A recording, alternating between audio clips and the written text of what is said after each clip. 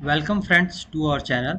सो friends, जैसा कि आप सबको पता है कि रेलवे जो ग्रुप डी के हैं उसके एग्ज़ाम डेट्स आपको कंफर्म हो चुके हैं कि आपके एग्ज़ाम डेट आ चुके हैं कि जो आपके सितंबर से स्टार्ट होने वाले हैं। तो उसके लिए मैं आपके लिए मोस्ट जो इम्पोर्टेंट साइंस के क्वेश्चन है जो प्रीवियस ईयर्स में आपके ग्रुप डी में आ चुके हैं, जो भी 1000 क्वेश्चंस की मैं एक सीरीज़ लेकर आ रहा हूँ। और हम इसमें पूरे के पूरे वो 1000 क्वेश्चंस देखेंगे जो जो प्रीवियस ईयर में आ सकते हैं, जो और आपके आने वाले एग्जाम में जो आपके एग्जाम का हिस्सा बन सकते हैं, उसके लिए हम लोग इम्पोर्टेंट साइंस के क्वेश्चन देख रहे हैं। और इससे आपका बाहर कुछ भी नहीं आएगा, क्योंकि रेलवे हमेशा जो पैटर्न को रिपीट करता है, तो हम उसी क्वेश्चनों को देखेंगे जो कि एग्जाम में आने आने जैसे हैं। तो आइए देखते हैं।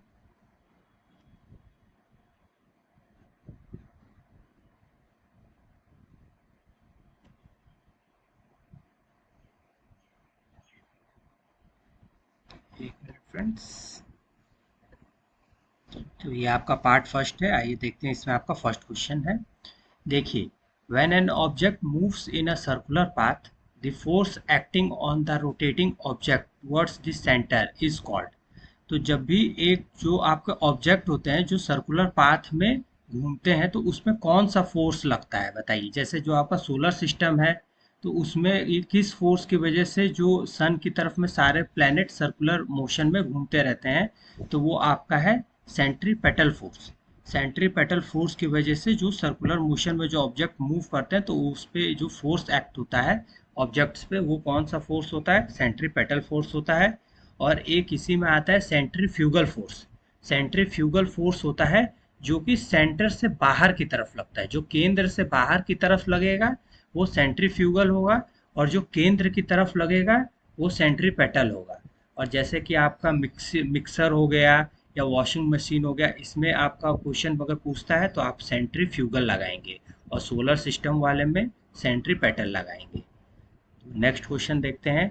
As long as an unbalanced force is applied to a body, it's is constantly change. उसका क्या चेंज होगा? जो एक अनबैलेंस्ड फोर्स अगर एक बॉडी पे लगाया जाएगा, तो उसकी जो स्पीड होती है वो कॉन्स्टेंटली चेंज होती है। वो एक समान नहीं रहती, वो हमेशा बदलती रहती है, क्योंकि वो अनबैलेंस्ड फोर्स है, बैलेंस्ड फोर्स नहीं है।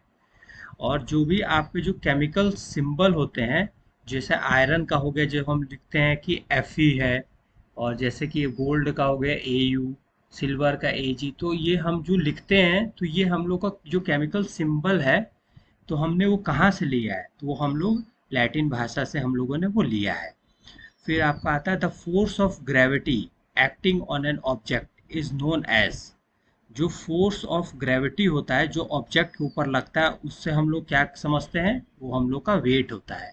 और हमेशा आपसे पूछा जाता है वेट और मास में क्या डिफरेंस होता है, तो मास आपका हमेशा सेम रहेगा, और जो वेट होता है वो आपका प्लेस टू प्लेस बदलता रहता है, लेकिन मास हमेशा सेम रहता है। ये भी क्वेश्चन आपका एग्जाम में बनता है।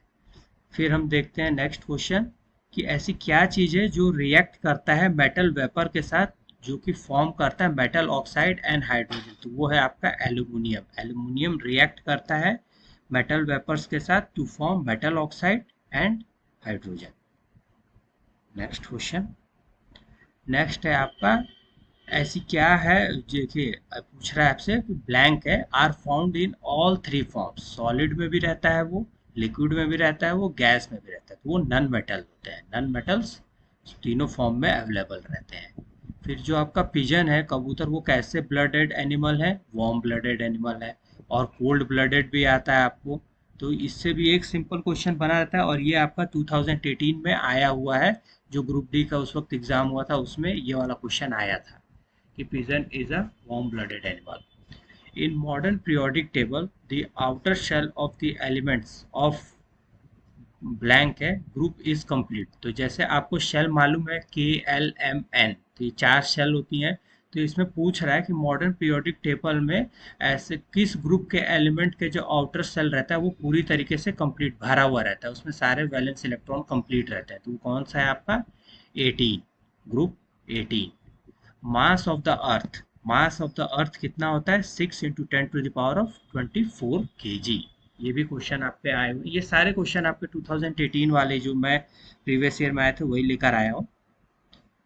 फिर आपका आता है कि जो साउंड की स्पीड होती है वो सबसे ज़्यादा किस में होती है, वो सबसे ज़्यादा होती है आपकी सॉलिड में, उसके बाद से लिक्विड में, फिर सबसे कम गैस में।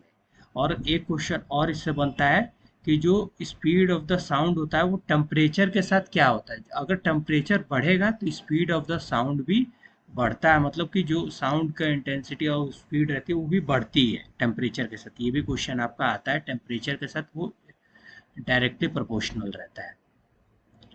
फिर आपका आता है कि एनिमल्स कैन प्रोड्यूस अल्ट्रासाउंड, ऐसे कौन से एनिमल है जो अल्ट्रासाउंड प्रोड्यूस करते हैं, तो हम उनको पोरपोइस कहते हैं। पोरपोइस जैसे कि आपका बैट हो गया, तो ये भी अल्ट्रासाउंड की मदद से काम करते हैं। फिर जो आपके ये हो गए डॉल्फिन्स हो गई, ये भी आप कहते हैं। तो हम उन एनिमल्स को क्या कहते हैं, हम उनको कहते हैं पोरपोइस।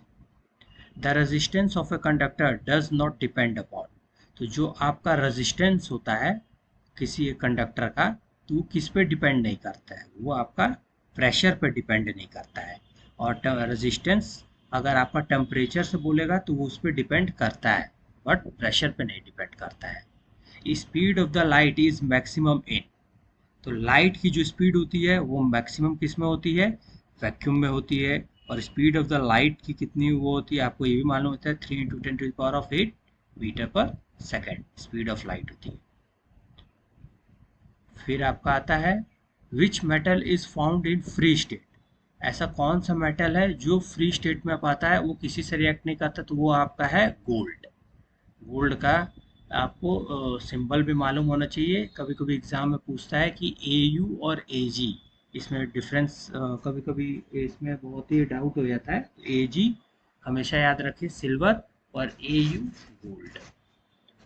फिर आपको आता है आपके लिए ब्लैंक है, is a part of carpel that serve as a receptive structure for pollen, तो जो फूलों में रहता है कि पॉलन को स्ट्रक्चर, पॉलन को एक जगह इकट्ठा करने के लिए, तो वो कौन सा रहता है, वो स्टिग्मा रहता है। स्टिग्मा में जो पॉलन्स लगे रहते हैं वो रिसेप्टिव स्ट्रक्चर होता है फॉर पॉलन के लिए, stigma. The body of the hydra is made up of, कितने लेयर्स ऑफ सेल से बनी होती है, जो हाइड्रा की बॉडी होती है वो आपकी बनी होती है 2 लेयर ऑफ सेल से, 2 लेयर्स ऑफ सेल्स। देखिए 2 स्पेस है, बोल रहा है are found in abundance in fossil fuel, जो फॉसिल फ्यूल्स होते हैं उसमें जो कार्बन और हाइड्रोजन ये बहुत ज़्यादा मात्रा में पाए जाते हैं, कार्बन और हाइड्रोजन। इसीलिए हम लोग जैसे कोयला हो गया तो उसमें कार्बन की मात्रा ज़्यादा होती है। तो इसी तरह आपसे पूछ रहा है कि जो फॉसिल फ्यूल होते हैं उसमें सबसे ज़्यादा मात्रा किसकी होती है, तो कार्बन और हाइड्रोजन की होती है। The formula for magnesium nitrite will be Mg3N2, magnesium nitrite. देखिए the upper 2 chamber of human heart are called atrium, तो जो हमारे जो अपर 2 चेम्बर हैं उसको हम लोग क्या कहते हैं, एट्रियम। और हम लोग का ह्यूमन हार्ट कितने चेम्बर का होता है, 4 chambered. When an object falls without any obstacle, its potential energy blank है at some point in this path, तो क्या होगा, अगर कोई भी ऑब्जेक्ट फ्री फॉल हो रहा है without an obstacle, its potential energy decreases at some point in its path, उसके बाद से फिर बढ़ जाती है। Elements in which valence electron enter the p shell subshell are known as p block element, उन्हें कौन सा एलिमेंट कहा जाता है, पी ब्लॉक एलिमेंट। फिर the molecular mass unit of ZnCl2 is, कितना होगा इनका molecular mass, 137। The pitch of sound depend on the, जो साउंड की पिच होती है कितना तीखापन ये रहेगा, तो उसको किस पे डिपेंड करता है, ये आपका फ्रीक्वेंसी पे डिपेंड करता है।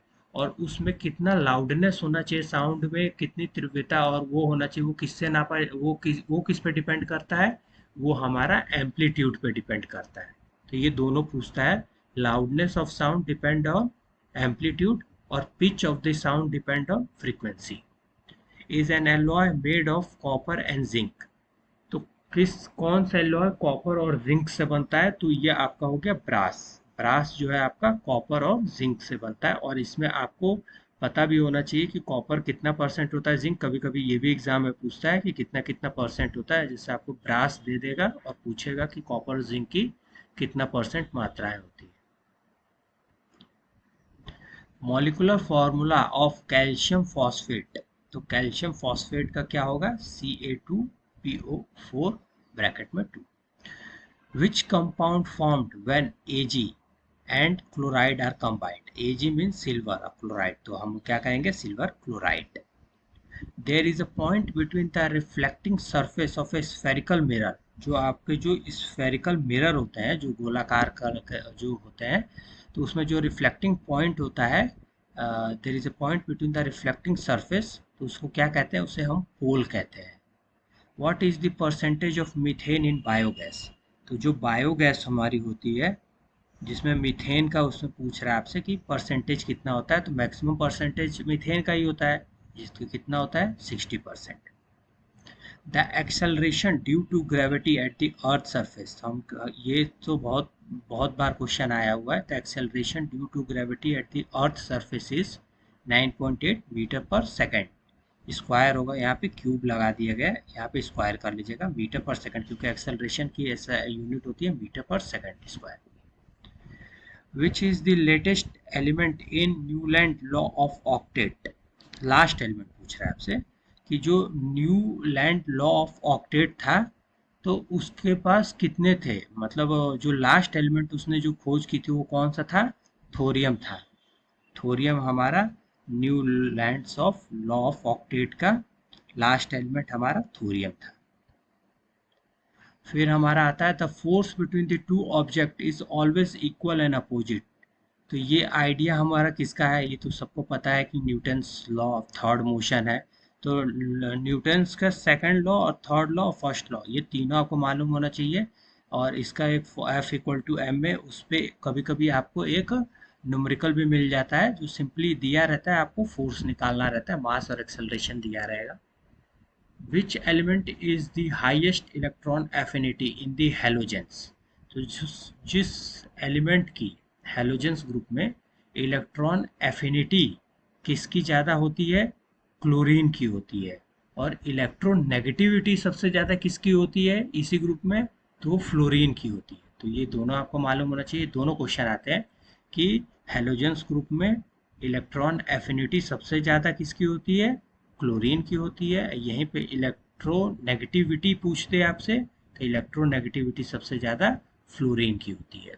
तो ये कुछ क्वेश्चंस थे जो आपके पार्ट फर्स्ट में है साइंस के। और मैं नेक्स्ट पार्ट भी लेकर जल्दी आऊँगा, और ऐसे ही हम करके 1000 क्वेश्चन की सीरीज करेंगे। और संडे को एक एग्ज़ाम भी रहेगा जो इसी से रिलेटेड रहेगा, जिससे आपकी प्रैक्टिस भी रहेगी।